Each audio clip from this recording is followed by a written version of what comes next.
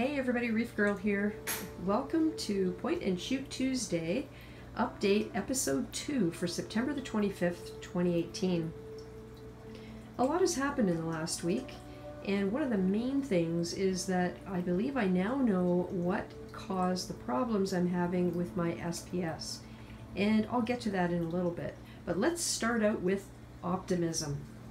Because I now have my parameters under control, or somewhat, when I was at the Coral Show, Brantford Coral Show last weekend, I picked up some stuff. A beautiful green torch, a gorgeous red blastomussa, tangerine juice leptoceras, a really pretty leptastria, a red cyphastria. Now this is super similar in color to my Looney Tunes. They might almost be the same. A gorgeous gold chalice. I was told this was a leptoceras, but it has eyes and also tentacles. Because it was actually stinging the leptastria last night, I had to rotate it to get it away. This is a party crasher, cyphastria. And the other stuff on this rack, well, these two on the left were on my other rack, and that is half of my Setosa, which I guess is as good a place to start as any. I was out for a few hours, came home only to find this. My Setosa was half gone, and that piece had fallen down onto the Montipora here. Luckily they weren't damaged, but I think this actual piece of Setosa got the worst of it. So I'm hoping it'll recover somewhat because, as I said, I think I have figured out what the problem was in here. It had to do with light. As I'm talking, I'll just show you the damage that has gone on in here, and you'll be able to see that some of these look like they may come back, others are pretty much goners, and I'm going to have to make some decisions in the coming weeks based on what happens next here. So, okay. I do apologize for the reflection. I can't change that because the tank light is really bright, and yeah. So anyway, let's get going. So starting with my T5 lights, I added 2 T5s. I very carefully ramped up the photo period because of course that's the only adjustment available on them, and got to 5 hours a day. And you know what? Things looked fabulous in here. I took a little short clip where I was observing that the corals were really responding to the T5s. The corals respond to the T5s. Then I read somewhere that corals needed a longer photo period than we normally give them, even up to 14 hours a day. So very foolishly, instead of taking my time and ramping, because I thought, oh, this is fine, I decided I was going to just the next day increase the photo period to 14 hours a day. Yeah. So then I looked at everything and I thought, what is going on? Oh my God, it's too much light. So I decided to give them a break from light so that they could relax and stop having to work so hard to photosynthesize. And I shut the lights off for 24 hours. In hindsight, I think that was a mistake because then when I turned the lights back on again, everything was brown. Some of it was reddish brown, some of it was greenish brown, some of it was white. Yeah. And what happens when your corals aren't happy? Well, they stop uptaking elements. And the most important of those is alkalinity. So guess what happens? Corals stop uptaking elements, alkalinity spikes. But unless you notice it right away or it occurs to you, you just leave your dosing as is. And it spikes higher and higher and higher. And in fact, the day after I published my last Tuesday update, when I checked the alkalinity in here, it was 9.75, which is crazy because the last test I had done less than a week before that, it was 8.2, and I was, I was patting myself on the back because I thought, wow, I'm doing a good job with this alkalinity stability stuff. Yeah, not so much. So high alkalinity. What do? I think immediately, I wonder if water changes will bring it down. So I established that my salt makeup water had an alkalinity of around 8.1. So I did 10% water changes 3 days in a row, thinking, yep, that should do it. That should bring me back down where I needed to be. The only problem was I left my dosing running. So what I should have done was changed the dosing level to reduce it, obviously. Like it seems so obvious when I look back at it now. But it wasn't at the time. I just thought, I'll go slow, I'll do water changes, and that'll take care of it. So when I realized that the dosing was still running and it was creating the problem was when the alkalinity went from 9.7 to 9.4. So I thought, why are the water changes not having more of an impact? I've changed probably in aggregate about 25% of the water, so it should be down more than that. But it wasn't because, of course, like an idiot, I was still dosing. So I cut my dosing down from 46 milliliters a day to 12. And that was mainly to provide one dose every 2 hours to maintain my programming so that I wouldn't have to redo everything with the dates and all that kind of stuff. Lazy, yeah, lazy, I know. So after I changed that, the alkalinity dropped again, kind of quickly.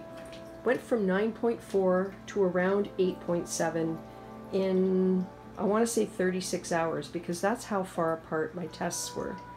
That was fast, and that caused more problems. I'm sure of it. I'm sure a lot of the really significant RTN happened right after that quick drop.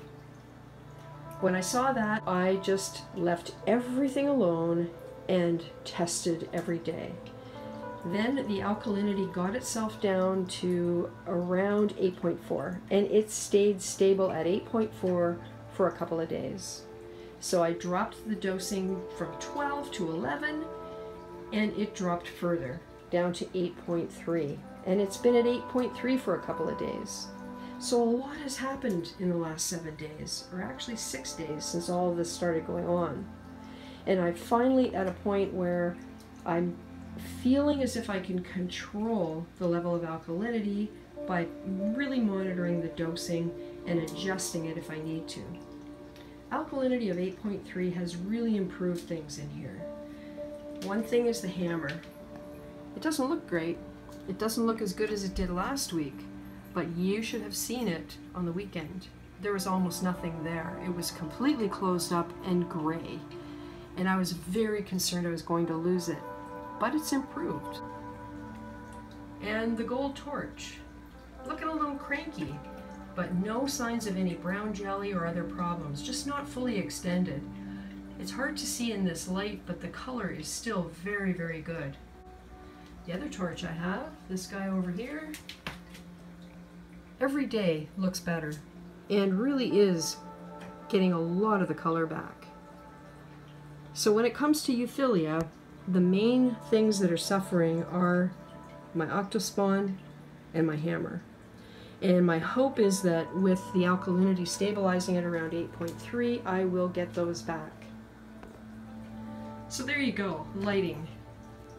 Not enough light, too much light, really not enough light. Coral's getting angry, they stop eating, alkalinity spike. Alkalinity drop. Yeah, it all is a chain reaction. And I don't feel like any of it happened because I panicked. I think I just wasn't thinking the whole thing through. And now I completely get the relationship between everything. It's like when you first learn that you can't give your plants too much water unless they have enough light to use the water. It sounds so basic and simple, but when you run into a situation like this, that's when you really appreciate it. The good thing that has happened, though, is based on the advice of someone in the comments, and I do apologize, I can't remember who it was, I started using Roaphos instead of Fosguard in here. I put the recommended amount of Roaphos in the little nano tumbler that I have. And 2 days later, the phosphates had dropped in half. Here's the visual. The peak is September the 21st when I added the Roaphos, and the low point is 2 days later, September the 23rd. When I first added the ROAFAs, they were at 0.27, and when I tested a couple of days later, they were at 0.12. I heard on a live stream the other night that it was a bit of a myth that dropping phosphates and nitrates too suddenly would in some way shock your coral. And the person pointed out that what happens when you have high nitrates and phosphates, you're given the advice to do large water changes. Well, that would have the same effect, and I agree with that logic. Doing large water changes would take, like, let's say 50%. Well, that would theoretically cut the nitrates and phosphates in half. So why would it be a bad thing then if that happened using chemical media? So this is my thinking when it comes to watching the effect of the phosphate drop. I don't see any negative effects from that. Of course, I can't be 100% sure that the acropora aren't feeling something because, of course, they're losing tissue. Maybe they are, maybe they're stressed and they're just not going to recover and the phosphate drop doesn't help. Honestly, I don't know. What I can tell you, though, is that my zoanthids look better. My blue-eyed blondes are actually spreading. Those are pallies, they don't count. Not in this problem. I think that's a Fruit Loop. And back there, don't know what that is, but it's growing. So I have noticed that my zoanthids do seem to look better with the lower phosphates. My fish are all doing great. The Aurora gobies continue to amaze and delight me. I do target feed them after lights out, and along the left-hand side here, they do come out looking for food. Along with the cleaner shrimp, they seem to have learned where to come to get a snack after dark. And there's Armando. Whenever he sees me, he thinks I might be feeding his little friends that live in the cave below there. So overall, I'm more optimistic now than I was before because I think I figured out what the problem is, and I believe I'm taking the right steps to try and solve it. I'm always open to advice, as long as it doesn't involve running more reactors. Because I have no space, and I'm not going to run anything external. Oh yes, and speaking of reactors, the sump. Last week I said I was going to start with the sump. However, something exciting has happened since then.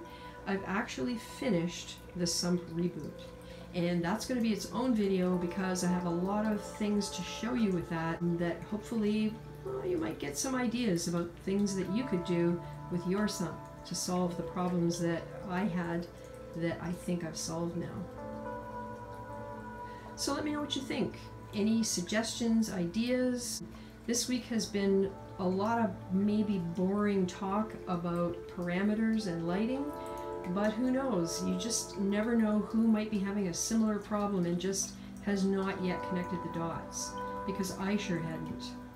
And the crazy thing is that the issues I was having impacted only very specific corals. The brain corals look good. The bubble is thriving. Even though my Pectinia lost some yellow in it, it still has great tissue. My pallies are all looking super. The Utter Chaos, the Sunny D's. The Blasto is fantastic. My mushrooms are good. So all of this has gone on. And yet, when you look at the carnage in my SPS, it just makes me shake my head. So thanks for watching, and we'll see you on the next one. This guy just finished shedding, and check it out. Don't know what's going to happen there, but interesting.